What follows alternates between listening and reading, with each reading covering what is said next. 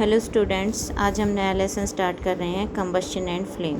Combustion का meaning होता है दहन और फ्लेम का मीनिंग होता है ज्वाला। जैसे कि पिछले लेसन में आपने कोल एंड पेट्रोलियम के बारे में पढ़ा था, तो इस लेसन में भी उससे रिलेटेड कुछ बातें आएंगी। तो हम शुरू करते हैं। We use different kind of fuel for various purposes at home, in industry and for running automobiles. हम अलग अलग तरह के फ्यूल्स को अलग अलग पर्पसेस के लिए यूज़ करते हैं, जैसे कि घर में, इंडस्ट्री में और ऑटोमोबाइल्स चलाने के लिए। Can you name a few fuels used in our homes? Name a few fuels used in trade and industry. What fuels are used for running automobiles? तो यहाँ पर 3 क्वेश्चन बताए गए हैं। तीनों क्वेश्चन के आंसर फ्यूल से रिलेटेड हैं। पहले क्वेश्चन में पूछा गया है होम में कौन कौन से फ्यूल यूज़ किए जाते हैं, इंडस्ट्री में कौन से यूज़ किए जाते हैं और ऑटोमोबाइल्स को चलाने के लिए कौन से फ्यूल यूज़ किए जाते हैं। तो अगर आप इसका आंसर देना चाहेंगे तो हमारे पास कुछ लिस्ट है फ्यूल्स की, तो वो घर में, इंडस्ट्री में और ऑटोमोबाइल्स चलाने के लिए यूज़ किए जाते हैं। जैसे कि काऊ डंग, वुड एंड कोल घर में यूज़ किया जाता है। चारकोल, पेट्रोल को इंडस्ट्री में और डीजल को भी कुछ इंडस्ट्रीज़ में यूज किया जाता है, लेकिन पेट्रोल, डीजल और सीएनजी यानी कि कंप्रेस्ड नेचुरल गैस को ऑटोमोबाइल्स में यूज किया जाता है। You are familiar with the burning of a candle. What is difference between the burning of candle and burning of a fuel like coal?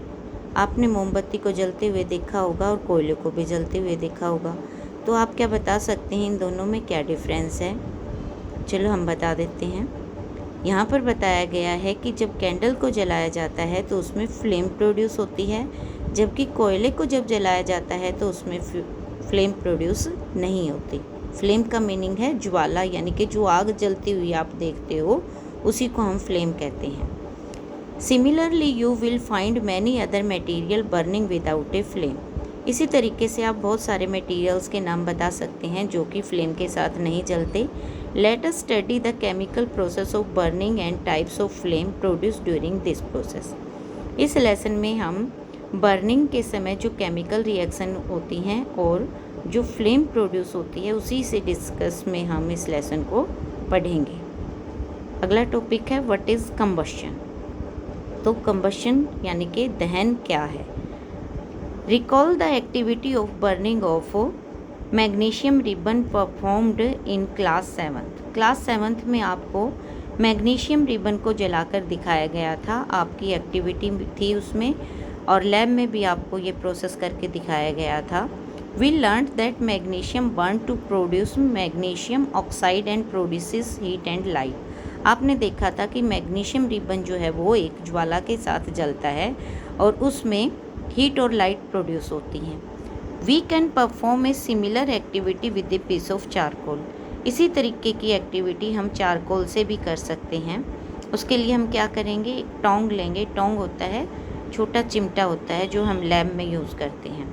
Hold the peace with a pair of tongs and bring it near the flame of a candle और ए Bunsen burner. आपको क्या करना है, charcoal को एक चिमटे में पकड़ना है और उसको या तो कैंडल फ्लेम के पास या फिर बंसन बर्नर।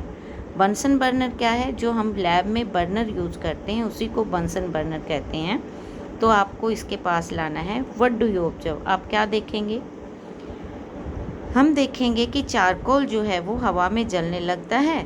जिस तरीके से कोल जलता है उसी तरीके से, जैसे कि कोल जब जलता है तो उसके अंदर carbon dioxide, heat and light produce होती है, तो चारकोल को जब हम जलाते हैं तो उसमें भी हीट एंड लाइट प्रोड्यूस होती है। यहाँ पर इस डायग्राम में आपको मैग्नीशियम रिबन जलता हुआ दिखा रखा है, जो आपकी 7th क्लास में दिखाया गया था। आगे है a chemical process in which substance react with oxygen to give off heat is called combustion. तो यहाँ पर कंबशन की डेफिनेशन है जिसमें बताया गया है कि ये केमिकल प्रोसेस है जिसमें कोई भी सब्सटेंस जब ऑक्सीजन के साथ रिएक्ट करके हीट प्रोड्यूस करता है तो उसको हम कंबशन कहते हैं। तो आप यहाँ से कंबशन की डेफिनेशन कर सकते हैं, एक केमिकल प्रोसेस से लेकर कंबशन तक। उसके बाद है the substance that undergoes combustion is said to be combustible. जब सब्सटेंस, कोई भी सब्सटेंस जो जल सके उसको हम कंबस्टाइल कहते हैं। और उसी को हम फ्यूल कहते हैं। तो यहाँ से आप फ्यूल की डेफिनेशन लिख सकते हैं, the substance that undergoes combustion is called a fuel. यहाँ पर बीच की जो लाइन है उसको ऐड नहीं करेंगे, डायरेक्ट रहेगा यहाँ से, the substance that undergoes combustion is called a fuel.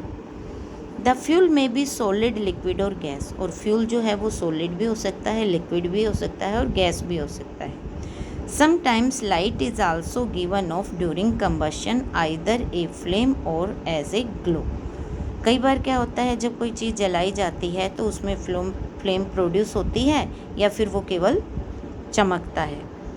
In the reaction mention above magnesium and charcoal is a combustible material. जो एक्टिविटी हमने ऊपर की है जिसमें हमने मैग्नीशियम रिबन को जलाया और दूसरा हमने चारकोल को जलाया, तो इसमें दोनों के दोनों, मैग्नीशियम रिबन भी और चारकोल भी, दोनों के दोनों क्या हैं, कंबस्टिबल सब्सटेंस हैं। आगे है एक्टिविटी 6.1। 6.1 एक्टिविटी में आपको क्या बताया है, आपको कंबस्टिबल और नॉन कंबस्टिबल मटेरियल का डिफरेंस बताया है। ये एक्टिविटी आप अपने घर पर भी करके देख सकते हो, लेकिन किसी बड़े की प्रेजेंस में। करना क्या है आपको, collect some material like straw, matchstick, kerosene oil, paper, iron nails, stone pieces, glass etcetera. इसके अलावा भी आप और दूसरे मटेरियल भी ले सकते हैं।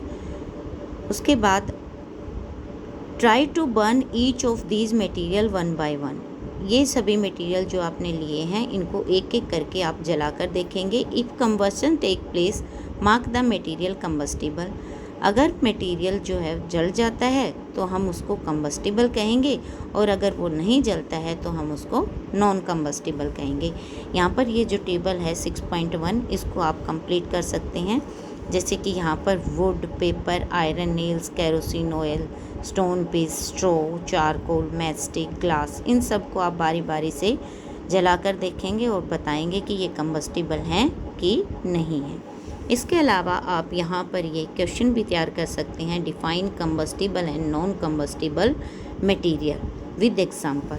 तो यहाँ पर आपको कंबस्टिबल और नॉन कंबस्टिबल मटेरियल की अगर डेफिनेशन करनी हो तो आप यहाँ से कर सकते हैं।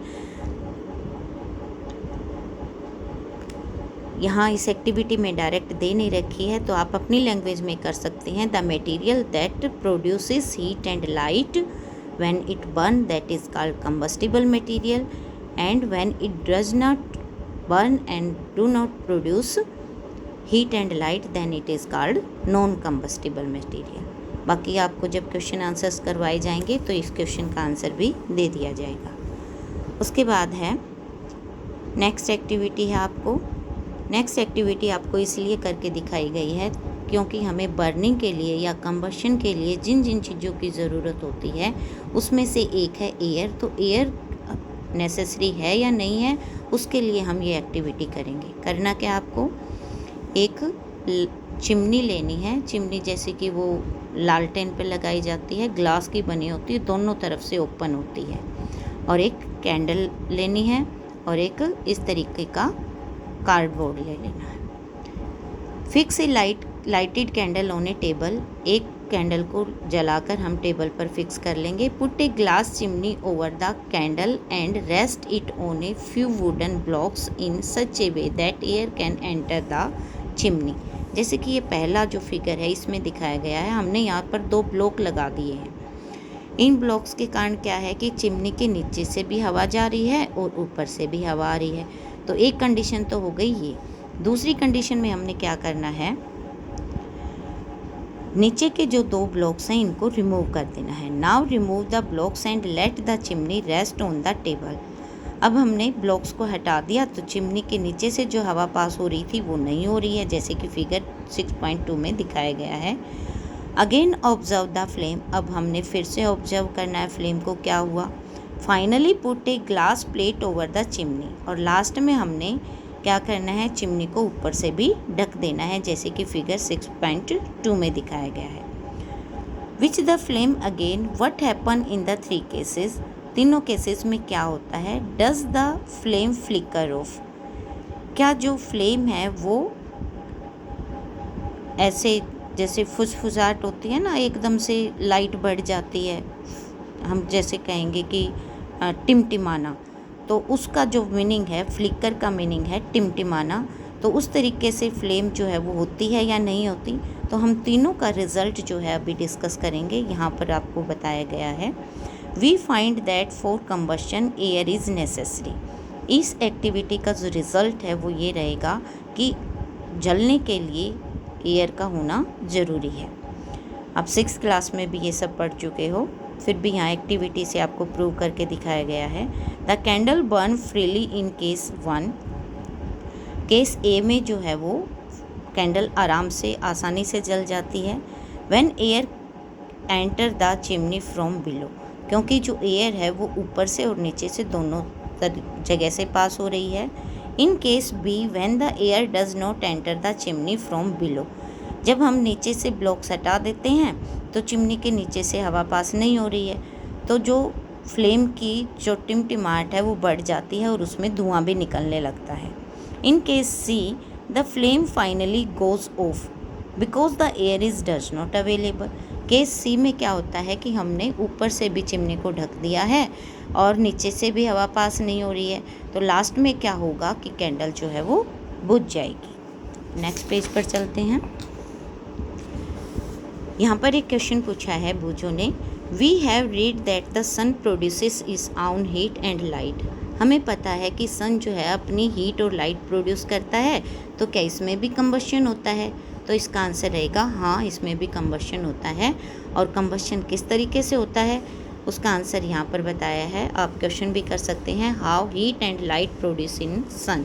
तो आंसर रहेगा in the sun heat and light are produced by nuclear reaction. Sun के अंदर न्यूक्लियर रिएक्शंस होती हैं, उनके कारण हीट और लाइट प्रोड्यूस होती है। और जो ये न्यूक्लियर रिएक्शन है ये क्या है? वास्तव में आपने पिछले लेसन में मेटल वाले लेसन में एटम का जिक्र पढ़ा था, तो एटम में न्यूक्लियस होते हैं। ये हम डिटेल से 9th क्लास में पढ़ पाएंगे, लेकिन मैं फ़िलहाल आपको केवल इतना बता देती हूँ कि जब एटम्स फ्यूज़ होते हैं या फिर डिफ्यूज़ होते हैं, हम डिफ्यूज़ का मीनिंग है एक तरीके से ब्रेक डाउन होना, तो दोनों ही कंडीशन में जो है वो रिएक्शन में क्या होता है, हीट प्रोड्यूस होती है। तो यहाँ पर जब हम सन में बात करें तो हम फ्यूज़न कर रहे हैं, न्यूक्लियर फ्यूज़न होता है, जिसके कारण जो है वो हीट एंड लाइट प्रोड्यूस होती है। तो इस क्लास में आप केवल इतना ही पढ़ेंगे, इससे डिटेल जो है आपको हायर क्लासेस में पढ़ाई जाएगी। उसके बाद है activity 6.3, place a piece of burning wood और charcoal on a iron plate और तवा। एक आयरन का प्लेट और तवा आप कोई भी ले सकते हैं, उसके ऊपर आपको जलती हुई लकड़ी या चारकोल का टुकड़ा रखना है और उसको कवर कर देना है किससे, ग्लास जार से या फिर ट्रांसपेरेंट प्लास्टिक जार से, और देखना है कि क्या होता है। आप देखेंगे कि कुछ समय बाद क्या होता है कि चारकोल या वुड जलना बंद हो जाता है। तो इसका रीज़न भी वही रहेगा कि air is necessary for burning.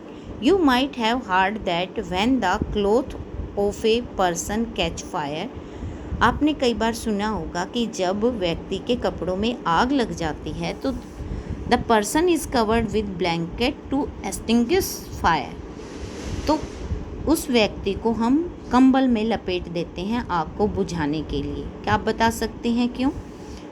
Answer इसका वही रहेगा कि जब कंबल लपेट दिया जाता है तो क्या होता है, एयर उनके कपड़ों से हट जाती है और आग बुझ जाती है। Now recall some your experiences. अब यहाँ कुछ एक्सपीरियंसेस की बात कर रहे हैं। Does a matchstick burn by itself? How does it burn? क्या जो माचिस की तिल्ली होती है अपने आप जल जाती है? आंसर रहेगा नहीं। You must have had an experience burning a piece of paper. क्या आपने पेपर जला कर देख रखा है? बच्चे कहेंगे हाँ जी, चला कर देख रखा है।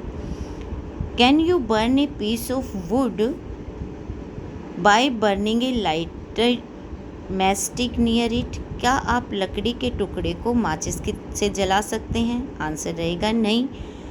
तो उसके बाद है कि why do you have to use paper और kerosene oil to start fire in wood और कोल? वुड और कोल को जलाने के लिए हमें कागज़ की या केरोसिन ऑयल की ज़रूरत क्यों होती है। ये हम चैप्टर के नेक्स्ट पार्ट में डिस्कस करेंगे। अभी यहाँ पर है have you heard the forest fire. क्या आपने फॉरेस्ट फायर के बारे में सुन रखा है। तो यहाँ पर ये फॉरेस्ट फायर का सीन दिखा रखा है और यहाँ पर ये बॉक्स में फॉरेस्ट फायर को डिस्कस कर रखा है। During extreme heat of summer, होता क्या है कि जब बहुत ज़्यादा गर्मी होती है, ड्राई ग्रासेस कैच फायर, जो ड्राई ग्रासेस है वो अपने आप ही आग पकड़ लेती है और ये आग जो है वो पेड़ों में और पूरे फॉरेस्ट में जल्दी ही फैल जाती है और इसको कंट्रोल करना मुश्किल होता है। तो इसका आंसर क्या रहेगा कि फॉरेस्ट में आग क्यों लगती है। तो हम आंसर देंगे फ्रिक्शन के कारण। तो फ्रिक्शन के कारण आग क्यों लगी, वास्तव में इसके पीछे चैप्टर का दूसरा पार्ट है इग्निशन टेम्परेचर, जो हम नेक्स्ट वीडियो में डिस्कस करेंगे। आज के लिए केवल इतना ही। Okay, good bye.